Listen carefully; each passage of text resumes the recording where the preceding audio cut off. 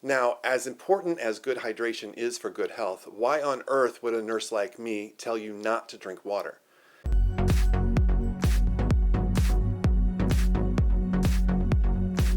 Hello everybody, Nurse Scott here. How are you?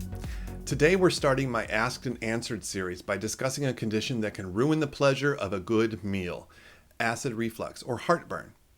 I'll go over the causes and what you can do about it, from making different lifestyle choices to prescription medications to surgery. Because if you have it, you want it gone.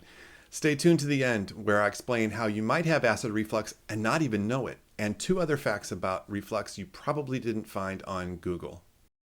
If we haven't met, I'm Scott, a registered nurse with over 2 decades of experience in the emergency department. Currently, I'm pursuing a master's degree to become a family nurse practitioner. Welcome to my channel, but whatever you do not subscribe now. Wait until the end and see if this video teaches you anything. Then if it did, click on subscribe. Now, let's learn about acid reflux. At the heart of heartburn is a problem with the sphincter. No, not that sphincter. This one is the lower esophageal sphincter, or LES. This is a muscular valve, a sphincter at the base of the esophagus that typically opens to allow food into the stomach and then closes to prevent stomach acid from flowing back. But when this mechanism fails, stomach acid can regurgitate into the esophagus, causing that terrible burning sensation. This is acid reflux, sometimes called gastroesophageal reflux disease, or GERD. Several factors contribute to the improper closure of the LES. Aging, being overweight, and pregnancy can weaken the muscles surrounding the sphincter, making it lose its effectiveness and allow that backup of acid. Lifestyle choices also play a role. Smoking, believe it or not, has been linked to the relaxation of the LES muscles, so another good reason to quit if you smoke. Additionally, stress can trigger changes in the digestive system, sometimes causing nausea, diarrhea, and sometimes it can affect the LES. So managing stress isn't just beneficial for our psychological well-being, but it can also positively impact our digestive health. Now let's talk about some practical steps to manage acid reflux. Avoiding spicy and acidic foods is a good start.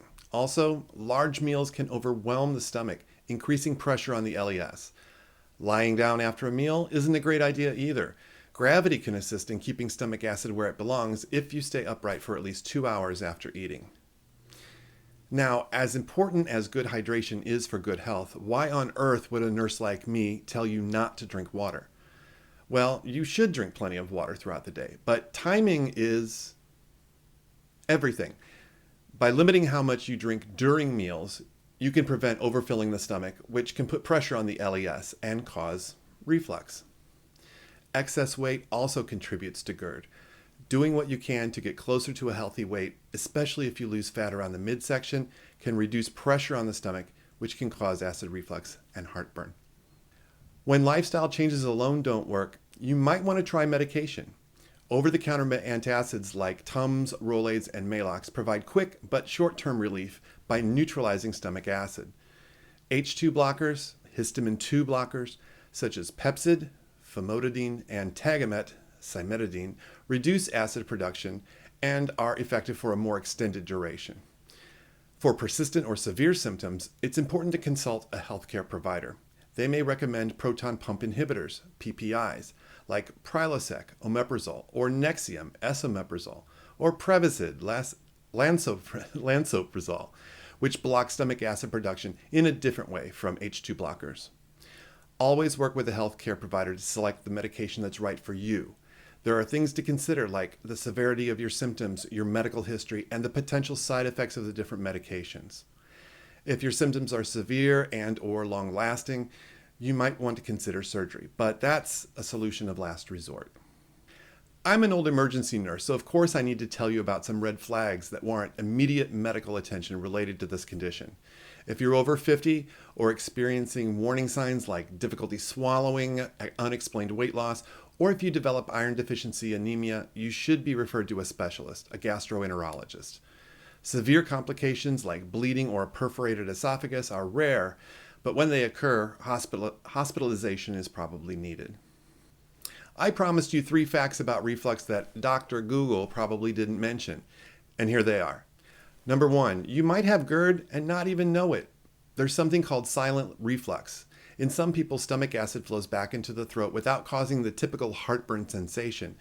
So if you find yourself frequently hoarse, or if you have a persistent cough, or if you're always clearing your throat, this might be the reason why. Number 2, if you have asthma, acid reflux can trigger an attack. So successfully managing GERD may be a part of your overall asthma control plan. And number 3, GERD can affect the larynx or vocal cords, leading to a condition called laryngopharyngeal reflux. This can cause irritation and inflammation of the larynx, resulting in symptoms like a chronic sore throat or changes in your voice. Persistent acid exposure due to GERD can have a long-term effect on the vocal cords, potentially leading to vocal cord nodules or other vocal cord disorders. This is especially important for people who use their voices extensively, such as teachers, podcasters, YouTube hosts, actors, and singers. So now you know all about acid reflux, but that isn't the whole story. GERD isn't the only thing that can cause pain right here. Be sure to watch my next video where I tell you everything you need to know about gallstones. Which way of controlling heartburn works best for you? Let me know in the comments below. Don't forget to subscribe if you learned something today. Thanks for spending this time with me, and I'll see you next time.